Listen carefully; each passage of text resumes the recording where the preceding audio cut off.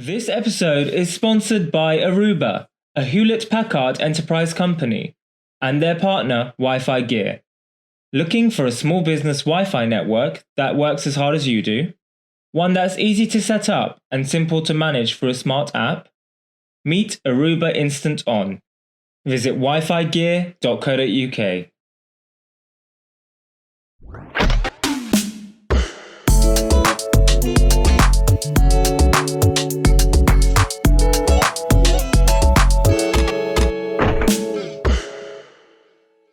Welcome to this latest edition of the First Voice podcast, brought to you by First Voice magazine, the official flagship magazine of the Federation of Small Business and the go-to podcast for news, tips and important information for small businesses. This episode is brought to you in partnership with Aruba, a Hewlett-Packard enterprise company, and partner Wi-Fi Gear, specialists in small business Wi-Fi connectivity. Today, we'll be discussing how you can boost productivity and ensure you can operate effectively when increasingly running your small business from home. Research carried out late last year revealed nearly 3/4 of directors expect to continue working from home to some degree after coronavirus, signalling a shift to a more hybrid way of working, a split between home and working on site. Of course, running your business from home can throw up challenges, from juggling interruptions from the kids to bandwidth issues, tech problems, distractions, and issues accessing all the information and files you need to operate effectively. So, in this session, we will explore some tips for ensuring you can work just as effectively and productively at home as well as in the workplace, and the importance of getting those sort of tech angles right as well. To help us do that, we are joined by two small business experts. Karen Eyre-White is a productivity coach who runs godoproductivity.co.uk, through which she coaches individuals to help them be more productive, including when working from home. And Simon Wilson is the CTO of Aruba, which provides simple, smarter Wi-Fi for small businesses and working from home. And Simon will talk us through the benefits and importance of getting the tech, Wi-Fi, and network elements of your home working right. Karen and Simon, thanks ever so much for joining us. I'll kick straight into the discussion, if I may, and I'd like to start by asking your views on whether you really think we'll see a sort of continued march towards hybrid or home working post-lockdown, or whether you think we might see a bit more of a return to offices. Karen, what are your experiences and the things that your clients are telling you? Yeah, I mean, John, I think that the working world really has changed fundamentally as a result of the last year. And I think being forced to adapt in this way has really opened up possibilities for small businesses. I'm seeing with my clients really an expectation that even when we return to something that maybe looks like normal, that this will carry on. And I think it's because now that we know it's possible and we know that we can continue working well at home, there are really significant benefits. I think both for individuals in terms of flexibility, improved work-life balance, particularly perhaps for business owners that have got young families or caring responsibilities. But also on the business side, in terms of the potential for having, a smaller workplace or a smaller premises, and also being able to recruit talent across a wider area if you've got people working from home. So I think it's here to stay. Yeah, absolutely. And for the people that you're speaking to, Karen, what are the key drivers for that? Is it convenience? Is it removing the commute? Is it that opportunity to balance the work-life elements, or pick the kids up on time? That sort of thing. What's the key driver from the people you're speaking to? Yeah, I think that the last year has caused a lot of people to reassess how their work fits in with their life. And we'll come on to some of the challenges of that.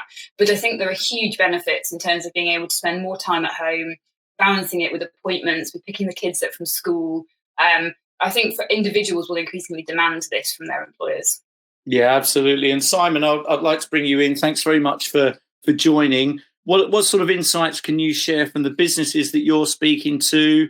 What's the anecdotal evidence of small businesses increasingly running their operations from home as well as the workplace, or the office site or the restaurant or whatever it may be? Yeah, firstly, thanks for having us. Really appreciate the opportunity. You mentioned that we were marching. I don't think we're marching anymore. I think we're already there. The question is where we go next. Home working has really kept the economy moving and helped keep us mentally active, but the isolation has not been good. We have to realise also that home working has not been great for everyone. The physical challenges of having two or more people working in the same space, having to juggle work and homeschooling, or having to explain to one of your kids why you can't play or they need to be quiet. It's been quite a challenge. And so while, some will welcome moving back to the office, in fact, a recent IDC survey found that post-COVID, some enterprises expect more than half the workers to be remote part or all the time. We also hear that some bosses are vehemently against this. They want everybody back in the office. Quite how they'll manage that is another story. But we're certainly going to see a mixture of home and office working, this hybrid working model for the foreseeable future, because it's opened a lot of doors. The fact that we've understood that it's now possible for many more types of worker and in many more types of industries to work effectively in a remote way means a lot of us want to keep a little piece of that. Yeah, that's brilliant. And I think that's probably, even more pertinent for our audience because, we know that small business owners and managers really live their businesses. They want to be always on. They want to be able to run and access the information for their businesses and their organizations wherever they are. Many of them rarely switch off. So I suspect that's also driving some of the uptake of the hybrid workspace. Karen, I want to talk around some of the sort of productivity issues that we can face when we're working at home. I have a problem if there's cricket on while I'm trying to work. I get distracted and I want to go off and watch it. But, all joking aside, that some of those things can be an issue. We want to be doing some of the things around the house or popping out to pick up the kids or whatever it may be. What are some of the challenges that your clients face and some of the things that you're helping them address? Yeah, I think the first thing to say is that working from home is not easy. I often describe it as a skill that needs to be learned, and many businesses have been really learning it on the go over the last year. I've had lots of sort of clients coming to me after maybe a month or two when they realised this was going to be, for the long term. So they're saying, how do I do this in a productive way? Because some of the challenges that I see really are that, this is a totally different environment to be working in. Than an office environment surrounded by colleagues. It's an environment that you're used to relaxing in and doing household stuff in. So really getting those boundaries right between home and work, both physically but also mentally, is a real challenge. And therefore being able to get into that zone, being able to sort of tune out the cricket when you need to, avoid, all of those distractions, whether it's kids, dogs, washing up, laundry, all that stuff, is hard. And I see some real challenges with my clients on that. Also, I think there's a challenge around getting the balance right between connection with the outside world and really being able to knuckle down and get some sort of focus work done. I think we've all got a bit of Zoom fatigue, and there's some research that shows really how stressful Zoom meetings can be for us. And we often feel that we spend all of our day on those meetings, and balancing that with doing getting through emails, doing other work is really important. And I think with hybrid working, which I think, as we're saying, I think really is something that is going to become more prevalent, working on site sometimes and at home sometimes. The challenge is around sort of getting your head around what tasks do you do where, how do you optimize that, and how do you not create inefficiency around that? Yeah, some really good insights into the challenges that we're juggling, I think, with some of that home and hybrid working. Aside from those sort of, related to the productivity issue, I guess, Simon, is sort of connectivity and some of the challenges we get around the tech, and making sure that we're able to access everything that we need to do and have got the bandwidth that we need and so on to stay as productive as we need to be. Presumably you're seeing some of those challenges through your clients firsthand.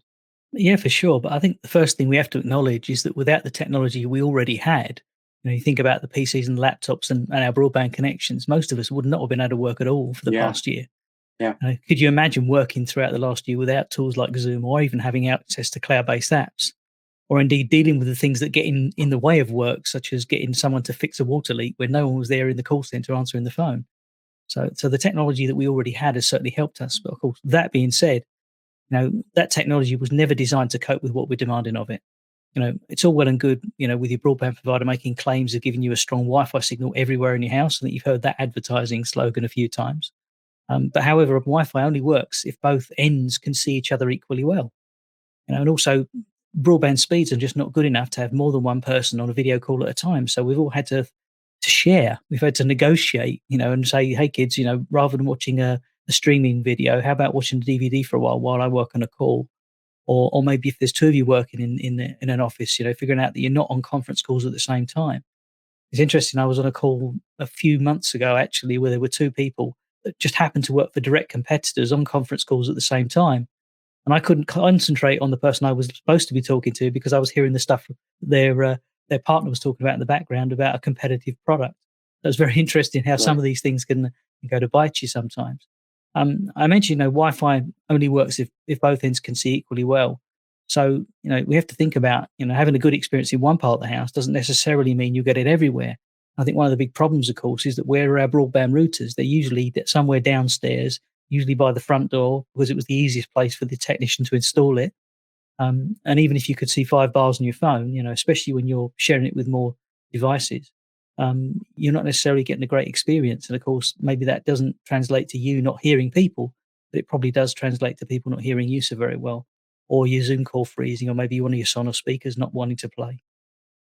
Yeah, thanks, Simon. You mentioned the sort of importance of easy connectivity and installation around systems like that. Karen, I think you actually had a brief test drive of the Aruba product prior to this podcast. You can kind of vouch for its ease of connectivity and setup, can you? Yeah, I mean, I think when we're working from home, we're all our own IT department, aren't we? So easy setup, ease of use, I think is key. And yeah, I found the Aruba product. I thought the app was a great way of getting all that information really easily. We've talked a bit about the challenges and some of the barriers, I guess, to small business managers and owners working remotely or from home. But I think the really, really valuable stuff for our audience is getting into some of the tips and guidance around increasing productivity and making sure that they can work to the same sort of levels at home as they could on site. Karen, I'll start with you around sort of some of your tips and guidance for boosting productivity and how we can really maximise that opportunity of working at home. Yeah, I mean, I think there are loads of things that people can do to make working from home better for them. And I think the first thing really is the importance of having sort of really clear boundaries. So physically, sort of setting yourself up somewhere to work that is away from where you do other things, if that's possible, and only working from that place, so that you really develop that strong association with work, and that gives you that best possible chance of avoiding all of those distractions. I think there's also something important about being clear on the boundaries about when you'll work. You talked, John, about sort of small business owners often living their business. And I think that is absolutely true. But we also, when we're working from home, that can become quite pernicious. And I think it's really helpful to be clear on when you're going to work and when you're not going to work, and even marking that on the calendar, sort of sharing it with your family, really being clear on that, so that it doesn't just all blur into thinking that you should be working all hours simply because your laptop's over there. I think when we're working from home, it's even more important to be really focused on trying to achieve in a day. Ideally, sort of 3 to 5 key things that you want to get through. I think that could be really helpful. And then I also sort of advise people to think carefully about the different tasks that they need to do and sort of when and where they'll do them. So your sort of big picture, sort of strategic thinking, working on your business, not in it, as they say. It's probably better done if it's a task to do on your own at home at your most productive time of day, when you find it easier to focus. If you're going to do anything sort of on site, then as well as anything business essential, it's probably really for meeting and collaborating with others. And then those tasks like clearing through your emails or doing admin, really those are for those bits of time either in between meetings or maybe for that sort of afternoon slump that we all experience, whether we're working from home or not. But I think my key message is really that different things work for different people. We've got a sort of a handy one-pager on how people can work from home productively, which I'm happy to offer to listeners for free. You can download that at godoproductivity.co.uk/first voice. So like I said, working from home is a skill, but if we're proactive about how we work, then we can really get the most out of it, I think. Yeah, that's insightful. And do you recommend that people actually sort of physically sit down and work out this plan and write it down? I mean, I have, I've been working at home for a year, and the structure of my day is pretty fluid. If I get caught up on a big piece of work, then I might skip a meal or, miss my exercise time if I was planning a run or something like that. How important is it to sort of get that written down and try and stick to it as much as possible? Yeah, I think writing things down is generally extremely helpful and helps. It makes it more likely that you're going to follow through. It doesn't mean that you won't continue to be flexible. Small business owners always need to adapt and be flexible, but it shows your intent, and it makes it much more likely that you'll make sort of good choices about what you do and how you spend time. Yeah, great stuff. Simon, I want to talk a bit more about the stuff that you do on a daily basis, which is the sort of tech side of things and the connectivity side of things. Because that can help our productivity as well. You talked about good connectivity being about more than just bandwidth and decent Wi-Fi. And I know you guys offer products that help ensure you're connected anywhere and you can access files and things like that from anywhere. Tell us a bit about how that tech side of things can boost our productivity. Yeah, absolutely. Like I said earlier, I think we wouldn't have been able to do anything almost over the past year if we hadn't had access to the technology we had, but it does have its limits. A little bit of a tech lesson for everyone, and not too deep and not too long. Did you know that almost all the Wi-Fi deployed in homes today works on a principle we call shared media, meaning that only one person can use it at a time? And you think, well, hang on a minute, I've got lots of devices connected. How does that work? Well, the reason it works is because Wi-Fi is smart enough to very quickly time slice between the different users. But of course, if you've only got one access point, that means that you're limited in the amount of time you get allocated for your communication. So if somebody is watching a video, that can cause real problems. So there are new technologies out. One of them is called Wi-Fi 6, and this does help solve the issue. But of course, most of the devices you're going to connect to it don't support that today. So while, great for a new implementation, and if you're looking at, updating your Wi-Fi at home or in the office, then make sure you think about Wi-Fi 6. The price is typically about the same as the previous gen, and it will give you a longer life. But of course, to benefit from it, you do need the newer type of devices, the latest iPhones, the latest laptops, and you may not have those. So it's certainly a great technology moving forward. But the first test of all these technologies, certainly for me, is how easy it is to set up and get running, without having to download and read complicated manuals. And this is where, some technologies really do excel. Can you connect multiple access points together to give you good coverage across your entire house or office space so that you do get that connectivity end to end? Or are you limited to one particular area where there's great connectivity and there's not such good connectivity at other areas? I think that's one of the areas where our Instant On and the app that we use to configure it really excels. You just plug in the APs, the app auto discovers them, and it just guides you through the setup, and you're kind of up and running in almost no time. And then, of course, it makes it very easy to add multiple access points to give you that good coverage across the entire house. And they work using a very clever meshing technology that extends that performance all the way around the house or the office. And this is significantly different to some of those kind of Wi-Fi extenders you might see available. And I guess many of us have thought about, buying one of those because we've had issues connecting in one part of the house and realized that actually it didn't help all that much. And that's because, there are some things you need to do with Wi-Fi to make sure that you can extend that signal in terms of meshing. Maybe you've wanted to work outside. As the weather's turning now, it's getting warmer. It'd be nice to get outside. And I think if you're going to carry on working at home, good to be able to get outside. I think outside of the office. You talked about creating space to do work and to do other things. I think you need time as well. Set out some time in the day to do different things. Make sure you get up between your meetings, and a good way to do that is to get out into the garden. So maybe we want to do that to give ourselves a bit of a break. Maybe we're going to be outside entertaining or having barbecues over the summer again. And great to have maybe a Wi-Fi speaker or security cameras connected. Point is, don't think of Wi-Fi as just an indoor technology. It's definitely an outdoor technology as well. And then I think you have to think about security as well. It's the elephant in the room, and is a constant concern for employers and business owners because of the security risks posed by letting staff work from home, especially when they're using their own devices. So again, look out for a solution that addresses this by allowing you to create separate secure enclaves or separate soft networks for the business that can be segregated from the rest of the users, and where you can easily, set up security to block particular applications or an entire application category. That can help really make life a lot simpler moving forward. Thanks. Yeah, that's brilliant, Simon. And just a sort of final point around that, I think we've all become a bit more tech savvy over this period because we've had to. Yeah, exactly right. We've used a lot of those video conferencing or VPNs and things like that that perhaps we didn't have a lot of experience of when we were sitting in offices or at desks or with systems set up in one location and just working away. As a result of us having to, use these on a more ongoing basis, it feels like simplicity and security are the two core elements. Would you agree with that? 100%. I mean, if it's not simple to set up, there's a chance you're going to make a mistake, and there's a chance that either you're going to cause a security issue or you're not going to get the experience that you want for. So you think, well, I've gone out and spent some money, or your employer's gone out and spent some money to make sure you get a decent connection so you can work effectively. And you've not got that. So by keeping it simple, by making it easy to set up, you not only ensure that you don't have some of those security challenges I mentioned, but also that you get the most out of the technology. I think simplicity is absolutely critical. And it's kind of interesting you mentioned about the tech we've become used to.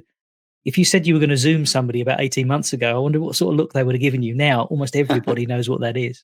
So I think we've become we've had a bit of a renaissance, haven't we, as a result of having to work from home on these new technologies. Yeah, and I think that probably also raises our expectations about what they can do, and making sure we're always connected and that we have the access that we want to the things we need to run our businesses. That's brilliant stuff and really good insights into sort of boosting your productivity, whether you are whether from a sort of practical working at home perspective or a technology perspective. And that really sort of brings us towards the end of this podcast on how small businesses can stay productive when increasingly working at home or in a hybrid way. I'd like to thank both our participants, Karen and Simon, for sharing such brilliant insights and for making the session so useful.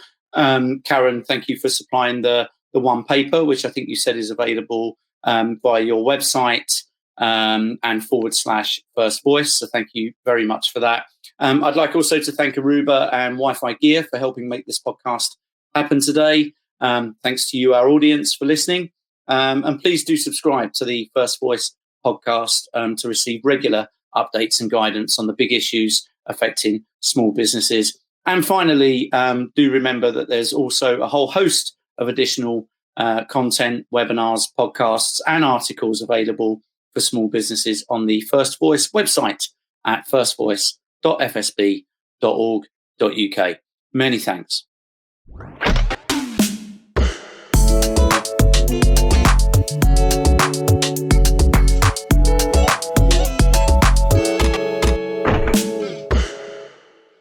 This episode is sponsored by Aruba, a Hewlett-Packard Enterprise company, and their partner, Wi-Fi Gear. Looking for a small business Wi-Fi network that works as hard as you do? One that's easy to set up and simple to manage through a smart app? Meet Aruba Instant On. Visit wifigear.co.uk.